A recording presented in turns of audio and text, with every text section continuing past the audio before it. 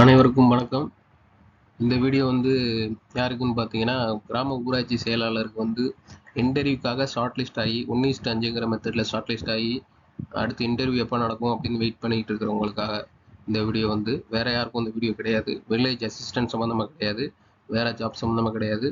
Panchayat secretary ஜாபுக்கு இன்டர்வியூக்கு select ஆகி ஷார்ட் லிஸ்ட் ஆகி இன்டர்வியூக்காக வெயிட் பண்ணிட்டு இருக்கிறவங்களுக்கு சில விஷயங்களை சொல்கிறதுக்காக உள்ள வீடியோ இது. ஸோ அவங்க மட்டும் தயவு செஞ்சு இந்த வீடியோ பாருங்கள். வேறு யாரும் பார்க்க வேண்டாம். ஸோ இப்போ என்ன விஷயம் அப்படின்னு பார்த்தீங்கன்னா, ஆல்மோஸ்ட் எல்லா விஷயங்களுமே இதுக்கு முன்னாடி வீடியோவில் நம்ம தெளிவாகவே பேசிட்டோம். ஸோ கடைசியாக ஒரு 3-4 வீடியோலேயே ஒரு முக்கியமான சில விஷயங்கள் பேசியிருந்தோம். அதாவது ஒரு கேஸ் சம்மந்தமாக பேசியிருந்தோம். ஆக்சுவலாக நேர்காணல் நடத்த சொல்லி ஆர்டர் வந்த பிறகு அதை கவர்மெண்ட் அதை ஃபாலோ பண்ணாத காரணத்தினால நெக்ஸ்ட்டு நம்ம என்ன செய்யலாம் அப்படின்னு முயற்சி பண்ணிகிட்டு இருக்கும்போது, ஸோ லீகலான முறையில் கண்டெம்ட் கேஸ், அதாவது ஒரு நீதிமன்ற ஒரு ஆர்டரை மதிக்கலை அப்படின்னா நீதிமன்ற அவமதிப்பு வழக்கு அப்படின்னு சொல்லிட்டு ஒரு வழக்கு நம்ம போடலாம். 1971 வெளியிடப்பட்ட சட்டப்பிரிவின் அடிப்படையில் அது இங்கிலீஷில் கண்டெம்ட் ஆஃப் கோர்ட்னு சொல்லுவாங்க, தமிழில் நீதிமன்ற அவமதிப்பு வழக்குன்னு சொல்லுவாங்க.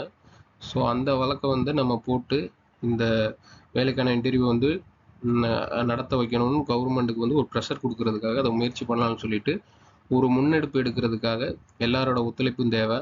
So advocate fees, court fees, மற்ற அலைச்சல், மற்ற நிறைய விஷயங்கள், அதுக்கப்புறம் வரக்கூடிய சப்போர்ட்னு சொல்லிட்டு எல்லாரோட ஒத்துழைப்பு தேவைன்னு சொல்லிட்டு அது சம்மந்தமாக பேசி சில வீடியோஸ் போட்டிருந்தோம்.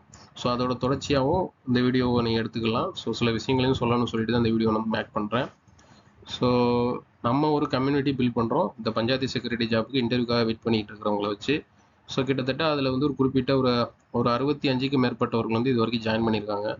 ஸோ அதில் ஒரு முக்கியமான விஷயம் பார்த்தீங்கன்னா, கான்ட்ரிபியூட் பண்ணவங்க, அதாவது இந்த கேஸ் சம்மந்தமாக நடத்தக்கூடிய செலவுகள், அதுக்கப்புறம் பின்னாடி வேறு எதிர்பாராத செலவுகள் ஏதாச்சும் வர்றது, மற்ற விஷயங்கள், அது போக மேன் பவர் சப்போர்ட்டு, அப்புறம் எல்லாரோட டிஸ்கஷனும் பேசிக்கிறதுக்காக. ஸோ நாளைக்கு எல்லாரோட சப்போர்ட்டும் தேவைப்படுச்சு, நேரடியாகவே பார்க்க வேண்டிய எல்லாரும் ஒன்றா சேர்ந்து சில விஷயங்கள் பண்ண வேண்டியது இருக்குது அப்படின்னா லீகலான முறையில். ஸோ அது அப்போ அவங்களோட சப்போர்ட்டு, இந்த மாதிரி பல விஷயங்களுக்காக சேர்ந்து அந்த கம்யூனிட்டி பில்ட் பண்ணுறோம். ஸோ எதனால் கான்ட்ரிபியூட் பண்ண சொல்கிறோம் அப்படின்னா, கம்யூனிட்டி தானே நீ பில்ட் பண்ணுற, ஒரு குழுவை தானே உருவாக்கணும்னு நினைக்கிறேன், அப்புறம் எதுக்கு கான்ட்ரிபியூட் பண்ண சொல்கிறோம் அப்படின்னு பார்த்தீங்கன்னா, மெயினான காரணம் நிறைய பேர் கமெண்ட்லேயே என்னோட வீடியோவில் கமெண்ட்லேயே பார்த்துருப்பீங்க.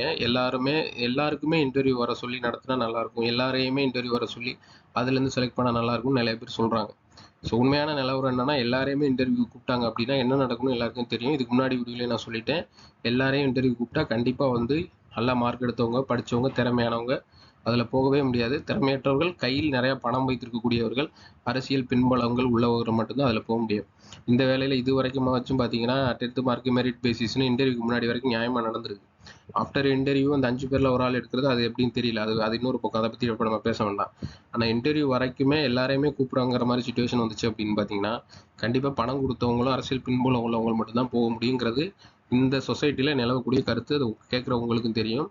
ஸோ அந்த மாதிரி எண்ணத்தில் இருக்கிறவங்களுமே, இந்த வேலைக்கு அகைன்ஸ்டாக இருக்கிறவங்களுமே, ஆல்ரெடி இந்த ஷார்ட் லிஸ்ட் ஆகாமல் பணம் கொடுத்துட்டு வெயிட் பண்ணிட்டு என் பேர் வரல அப்படின்னு கவலையில் உட்காந்துருக்கக்கூடிய நிறைய பேர் பார்த்தீங்கன்னா, அது போக இந்த வேலைக்காக எதிர் கேஸ் போட்ட எதிர் வழக்குகள் போட்ட இந்த வேலை நடக்கக்கூடாதுன்னு நினைக்கிற நிறைய பேர் இருக்காங்க. அவங்க எல்லாருமே இந்த குரூப்பில் ஜாயின் பண்ண வைப்பாங்க.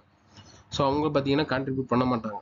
இப்போ ஒரு ₹400 ₹500 ஃபிக்ஸ் பண்ணியிருக்கோம் அப்படின்னா அதை கான்ட்ரிபியூட் பண்ண மாட்டாங்க. ஸோ அவங்கள ஃப்ரீயாக இந்த குரூப்பில் வாங்கன்னு சொல்லிட்டா உள்ளே நார்மலாக வேலைக்காக ட்ரை பண்ணி முயற்சி செய்யக்கூடிய பேசக்கூடிய டிஸ்கஷன் எல்லாமே அவங்களும் கேட்டு இதுக்கு தவறான முறையில் அதை செயல்படுத்துறதுக்கு வாய்ப்பு இருக்குன்னு பல்வேறு விஷயங்கள் இருக்குது. அதனால தான் உண்மையான மனதோட வாலண்டியராக எல்லாரும் சேர்ந்து முயற்சி பண்ணுவோம்னு சொல்லிட்டு தான் கான்ட்ரிபியூட் பண்ணுங்கள், ஒரு ஃபிக்ஸ்டாக ஒரு ₹500 கான்ட்ரிபியூட் பண்ணுங்கள் அப்படின்னு சொல்லிட்டு ஒரு குரூப் பில்ட் பண்ணோம். இப்போ பில்ட் பண்ணுற குரூப் நிறைய விஷயங்கள் டிஸ்கஸ் பண்ணுறோம் அந்த வாட்ஸ்அப் குரூப்பில். ஸோ இந்த கண்டெம்ட் கேஸ் சம்மந்தமாக இது ஃபாலோ பண்ணுறோம். இந்த கண்டெம்ட் கேஸுங்கிறது எவ்வளோ இம்பார்ட்டன்ட் சொல்லிட்டு எல்லாருக்குமே தெரியும். இது போட்டால் மட்டும்தான் இப்போ ஒன்று எலெக்ஷனுக்கு முன்னாடி நடத்துறதுக்கான வாய்ப்பு குறைஞ்சிட்டே வருது. ஏன்னா நமக்கு நாள் கிடையாது. ஏப்ரல் 15க்குள்ளே எலெக்ஷன் வந்துடும். ஸோ நமக்கு பார்த்தீங்கன்னா ஒரு 20-25 நாள் தான் இருக்குது. இப்போ கண்டெம்ட் கேஸில் அது ஹியரிங் அது அவங்க அதுக்கப்புறம் கோர்ட்டில் ஜட்ஜு சம்மந்தப்பட்டவங்கள ஒரு ஆஜராக சொல்லி ஒரு வாரம் டைம் கொடுத்து, அப்புறம் அவங்க ஆஜராகி அதுக்கப்புறம் நீங்கள் என்னைக்கு ஏன் அதை செயல்படுத்தலை அப்படின்னு சொல்லி அவங்க பதில் சொல்லி, சரி இந்த தேதிக்குள்ளே செயல்படுத்துங்கன்னு ஜட்ஜு சொல்லி, இல்லைனா எந்த தேதிக்குள்ளே இங்கே நடத்த முடியும்னு அவங்ககிட்ட கேட்டு அவங்க ஒரு தேதி சொல்லி, ஸோ இந்த மாதிரி எதிர்பாராத நமக்கு வியூக்கவே முடியாத விஷயங்கள் தான் அதில் கொஞ்சம் நிறைய இருக்கிற காரணத்தினால நமக்கு வந்து டைம் ரொம்ப ஷார்ட் பீரியடா இருக்கு. ஆனா இந்த கேஸ் வந்து ஏன் முக்கியம் அப்படின்னு சொல்றேன்னா, அந்த கேஸ் நம்ம போடாம விட்டீங்க அப்படின்னா, ஆஃப்டர் எலெக்ஷனுக்கு அப்புறம் வந்து பார்த்தீங்கன்னா, இவங்க என்ன வேணாலும் பண்ணுவாங்க. அந்த ஜிஓ கேன்சல் பண்ணுவாங்க, அந்த நோட்டிஃபிகேஷன கேன்சல் பண்ணுவாங்க. வேற மாரி எல்லாரையும் கூப்பிடுறதுக்கான சான்ஸ் இருக்கு. பட் ஆனா அது சட்டத்திற்கு புறம்பானது. அப்படி நடத்துனாங்க அப்படின்னா, இப்ப கோர்ட் ஆர்டர் ஒரு சாதகமா இருக்கு நமக்கு. இப்ப போடக்கூடிய கண்டெம்ப்ட் கேஸ் இது எல்லாமே வந்து பார்த்தீங்கன்னா, ரெக்கார்ட் ஆயிட்டே இருக்கு. நாளைக்கு வந்து திருப்பி அவங்க அந்த மாரி ஏதாவது அகைன்ஸ்ட்டா பண்ணாங்க அப்படின்னா, இந்த மாரி விஷயங்கள வச்சு கண்டெம்ப்ட் கேஸு, இந்த கோர்ட் ஆர்டர்லாம் வச்சு இவங்க வந்து அரசியல் சட்டத்திற்கு புறம்பா வந்து இது செயல்படுறாங்க. உச்சநீதிமன்ற தீர்ப்புப்படியே ஒரு ஜிஓ வந்து ப்ராசஸ் ஸ்டார்ட் ஆயிருச்சு அப்படின்னா, அந்த ஜிஓ வந்து மாடிஃபிகேஷன் பண்றதோ, கேன்சல் பண்றதோ தவறு. ஆனா பண்ணுவாங்க. கவர்மெண்ட் அத பண்ணக்கூடிய அதிகாரம் இருக்குன்னு நெனச்சுட்டு பண்ணுவாங்க. ஆனா பண்ணா அது தவறு. திருப்பி நம்ம வந்து கோர்ட்டுக்கு கேஸ் போட்டு அணுகி அத வந்து தவறுன்னு சொல்லிட்டு, அத வந்து நம்மளோட நீதிய வாங்குறதுக்கான வாய்ப்புகள் அதிகம். ஸோ அதனால தான் இந்த குரூப்ப பில்ட் பண்ணிட்டே இருக்கோம். இப்பவும் கோர்ட் செலவுகள் நெறைய செலவாகுது. அதுக்கு அமௌண்ட் தேவைப்படும். நாளைக்கு இந்த வேலை எனக்கு கம்பல்சரி அப்படின்னு நெனச்சுக்கிட்டு இருக்கிறவங்க, நாளைக்கு இந்த வேலைய வாங்குறதுக்காக மறுபடியும் ஏதாவது சட்ட ரீதியா போகும்போது அதுக்கு செலவுகள் தேவைப்படலாம். அதுபோக எல்லாரோட ஒத்துழைப்பு, டிஸ்கஷன் நாளைக்கு இப்ப எப்படி இந்த டிஆர்பி, எஸ்ஆர்பி வேலையில எல்லாரும் ஒன்றிணைஞ்சு சில போராட்டங்கள் பண்ணாங்களோ, நம்ம போராட்டம் பண்ண போறோம்னு சொல்லல. நாளைக்கு எல்லாரும் ஒன்றிணைஞ்சு ஒரு கோர்ட்ல கூட இத்தனை பேர் இருக்கோம்னு சொல்லிட்டு காமிக்கிறது கூட ஒரு பவர் நமக்கு ஒரு மேன் பவர் தேவைப்படும். ஸோ இந்த மாதிரி நிறைய விஷயங்கள் இருக்கு. அதுக்காக தான் அந்த கம்யூனிட்டி பில்ட் பண்றோம்.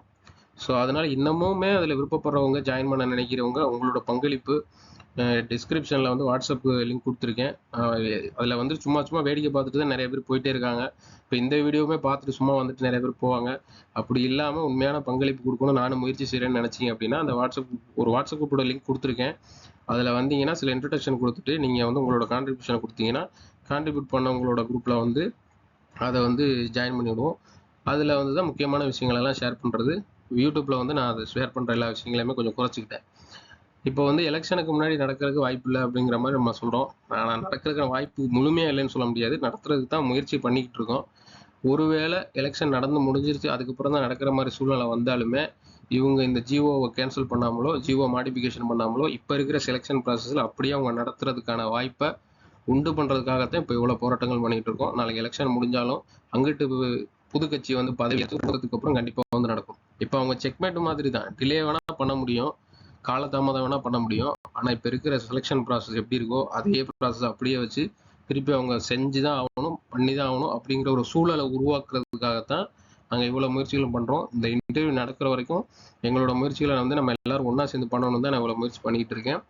ஸோ இது வந்து சக்ஸஸ்ஃபுல்லாக ஆச்சுன்னா எனக்கு ரொம்ப சந்தோஷம் தான். ஸோ அதுக்காகத்தான் இவ்வளோ போராட்டங்கள் பண்ணிகிட்டு இருக்கோம், சட்ட ரீதியான போராட்டங்கள். ஸோ அதுக்கு உங்களோட ஒத்துழைப்பு மறுபடியும் தேவை.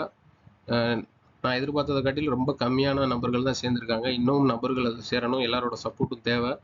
ஸோ ஒன்றிணைந்து நம்மளால் முடிஞ்ச முயற்சிகளை வந்து கொடுப்போம். அது எலெக்ஷனுக்கு முன்னாடி நடந்தாலும் சரி, எலெக்ஷனுக்கு பின்னாடி நடந்தாலும் சரி, எப்படி நடந்தாலும் எலெக்ஷன் அந்த வேலை வந்து நடைபெற்று இன்டர்வியூ நடைபெற்று அந்த 5 பேரில் ஒரு ஆள் வந்து வேலைக்கு போகணும் அப்படிங்கிறதான். சில பேர்லாம் வந்து பார்த்தீங்கன்னா அனப்போஸ்ட்டில் செலக்ட் ஆகிற மாதிரி டாப் 1ல் இருக்காங்க.